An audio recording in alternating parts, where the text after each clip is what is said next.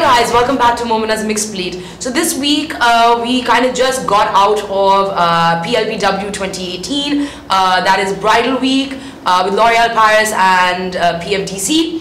A lot of interesting things happened at Fashion Week this time, and there were some hits, there were some misses. I have Anusheh Shahid with me in the studio today, and we're going to be discussing and bringing out our favorite moments from Fashion Week, the trends that you need to follow for the upcoming bridal season, and things that you kind of like can keep to the side. Anyways, let's welcome on Anusheh Shahid. Hi guys, hi Momina, what's going on? Not much, just exhausted from Fashion Week. Yeah, it was so tiring. It was very tiring, extremely exhausting. I couldn't even put on makeup today. I told Anusheh, I was like, listen, like, I don't think we can get ready for today, so just come in pajamas. I was almost going to come in pajamas, but I'm like, you know, it's my first time here, I should make an effort. So let's talk a bit about the highlights of everything that we kind of liked. What was your favorite highlight? What I liked? I feel like a lot of designers showed some really great work. There was some people who came back with amazing work. Faraz Kamiar mainly. I think Faraz has been doing amazing work, just he's not shown in Lahore. He hasn't showed in Lahore. And he's just someone, anything he does is just so glamorous. And it's just, and the beauty about Faraz's work is that it's so immaculately like put together. But I like that, so Faraz, he always sticks to his aesthetic, but he'll always bring something subtly new to it. Like like over the sleeves. The sleeves, but also the emerald green segment that he did. Yeah. Like, it was like a breath of fresh air. You were immediate, because when he does that, like I remember once it was like red on red, now this time it was green on green. So it was kind of like, it was like a punch. And I think for me, like, my favorite collections were, I have to say, Kamiar, like the House of Kamiar Rokni. I think there was like a mad comeback. He was showing after I think a year and a half, and like it was incredible. The entire, I think there was, the beauty about that show was that like, Kami can be larger than life, he can take things larger than life, but then he knows exactly how to tailor it down for his from runway to reality. Also, he takes color and meshes them together in the best way. Like you see options that you would never imagine would actually work, but the way he puts it together, you're like, oh, I never thought of that. Not just that, like each piece that you see of his is not really you know, like it's not one uniform. There's not uniformity in it. You can pick up something and put it with something completely different. It's all about styling it, right? So you can, that's what excites me, because I can't like. Also, it's just that he's not only looking at the commercial aspect. Yeah. You know, as wearable as that collection is, it's also he's incorporating fashion and art, which is so important for someone who's coming to watch a show. No, and it's necessary, right? Like, I mean, like owning a piece by Kamiar Rokni, it's like owning a piece of art. Like, it is timeless. Ali Zishan, there were some great pieces there. He literally set the runway on fire. Actually set it on fire. That was kind of scary. That was scary. There were fumes and shit. I don't know how that worked out, but like, what I liked about, I don't know if you feel the same way about Ali's work, was that it was very Ali Zishan, and yet it wasn't. Like, I think he had diversified himself and moved away from what he generally does, yet there were elements of Ali there, but with a new twist, like that black and white monochrome.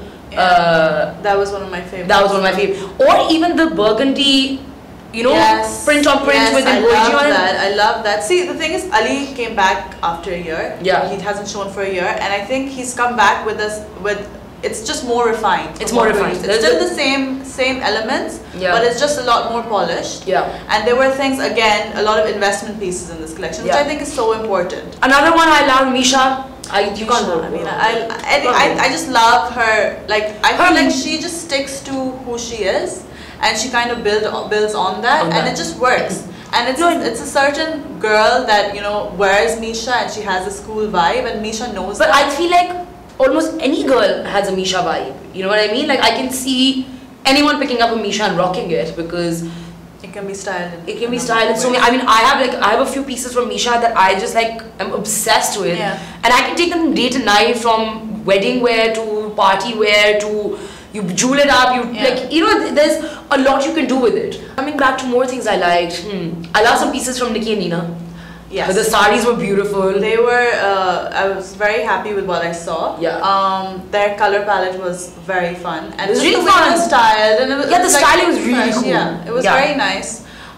Even Hussain, the way he styled his collection. Very nice. I liked the entire concept. I think just having, you know, even if you have these shows which are under PFDC, bringing in your own aesthetic into your show is so important. And I liked what he did with the live music and just however way it was styled, it really worked. But I love that, like, everyone, like, even though we are done with print in life, like generally in day wear, but I love the incorporation of print in couture. Yeah. Speaking of print, Hussain's work. Yeah, oh my god, that white one. Well, guys, I'm gonna put up the image of this piece because it was actually incredible. Like, it was this beautiful, like, very, I would say Matthew Williamson-esque print with like gota work and like some shisha work on it. Very inspired. I like that Hussain tries to push the envelope a bit, and you know, he's done bridal, and bridal does have to have a traditional element. It has to be commercial to some extent, but I like that it was still edgy. It was edgy, and I like the prints. I wish he had made the models wear some bottoms. There was. It was a bit. Even Hira, she didn't show a very traditional collection. No, it was a Western collection. It was a more occasion wear. It was occasion wear, and she had a lot of pieces that you could wear as, you know, just themselves. Yeah, and you don't have to wear the entire look. But I feel like she was very ballsy to do something like that. For sure, it was her first bridal collection, and to put that out. But there were a lot of interesting trends that came out this season as well. And I think the biggest trend that I kind of saw, like, I mean, the two trends that I kind of saw were the incorporation of print and kind of playing around with your sari. Yeah, you know? Lots of new sari silhouettes that we saw. That's interesting because I think a sari is such a classic piece, but it should be worn in so many ways, and it's something that should be experimented with. No, of course. But I like, you know, like, there were like looser, like, pajama shalwars under the saris. Then there were like jackets on saris. There were like a more looser A-line. The Ali one, which was just the white. Oh my god, that was beautiful. That was beautiful with the big bow in the back. Yeah. The structure. Yeah, that one was beautiful. As well. I really liked the saris. Even with Nickie and Nina, like the way they done their saris, and like it was beautiful, like the tie and dye kind of effect. I love the tie and dye as well. You know, like, and the workmanship on that looked very nice. I'm liking the fact that we're moving away from pastels and like all of that, and there's like a rich insurgence of not just jewel tones, but even when it comes to poppy colors, there's a lot of merge. We saw a lot of that in Kamiar and Ali Zishan. So there was prints, there was gota, lots of gota. Lots of guys, now that's a very interesting thing that I'm going to tell you. Like, a gota bridal is equally impactful and cost effective at the same time. Yes. So you can go for a very heavy outfit in just a gota work and like thin gota work, and like that will significantly reduce the price of your bridal, and it will be equally impactful. And also because it's such an old craft, it's also a classic. You know, it's not something that will necessarily go out of fashion. You can wear it for years to come as well. Yeah, so I think that's a really good thing that has made a massive comeback. Like, a massive comeback. I think I saw gota in almost every collection that came out. I mean, obviously there were a lot of misses, and we're not going to talk about really what we didn't like, because which I think is, I mean, understandable, because there's so many collections, and I mean, you're not bound to like, you're bound to like some, and you're bound not to like the others. Dhoti skirt.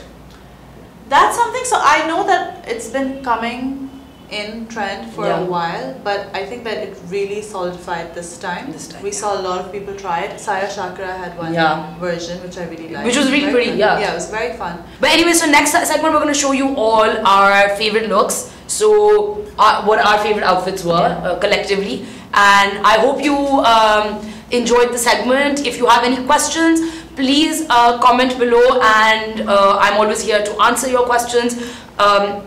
Anything else you want to know about PFDC L'Oreal Paris Bridal Week, don't forget to comment or direct message me, and I'll get back to you.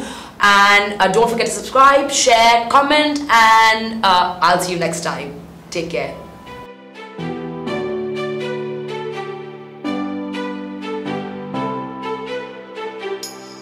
Rising up like phoenixes, been tired of pushed to the ground.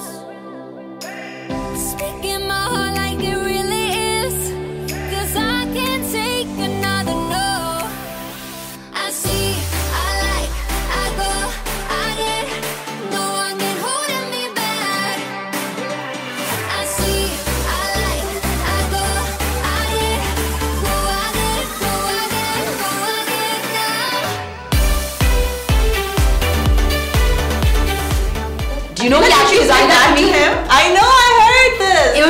she designed for me first. I had that outfit. I made it for me last year.